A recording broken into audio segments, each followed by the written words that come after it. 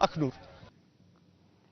पहलगामच्या हल्ल्यावरून शरद पवारांनी केंद्र सरकारला पाठिंबा दर्शवला, तर केंद्र सरकारला पाठिंबा देणं म्हणजे जनतेचा अपमान आहे, अशी भूमिका ठाकरेंच्या शिवसेनेच्या वतीनं संजय राऊत हे मांडत आलेत। दरम्यान या मतभेदावरती शरद पवारांशी नेमकी काय चर्चा झाली याची माहिती आज संजय राऊत यांनी माध्यमांना दिली आहे। सर्वपक्षीय बैठकीला का दांडी मारली असा प्रश्न शरद पवारांनी संजय राऊतांना विचारला, तर बैठकीत आलो असतो तर तोंडावर अमित शहांचा राजीनामा मागितला असता असं राऊत पवारांना म्हणाले। त्यामुळे सरकारला पाठिंबा देणाऱ्यांची म्हणजेच शरद पवारांची देखील अडचण वाढली असती असं मत सुद्धा संजय राऊतांनी मांडलं।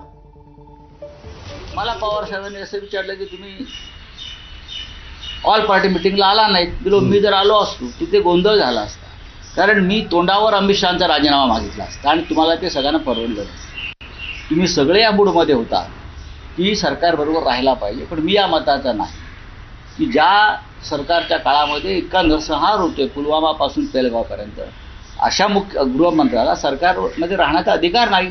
त्यांचा राजीनामा मागण्याशी जर मी उभा राहिलो असतो तर तुमची पोझिशन ऑकवर्ड झाली असती। आधी शिवसेना आणि त्यानंतर राष्ट्रवादी या दोन मोठ्या राजकीय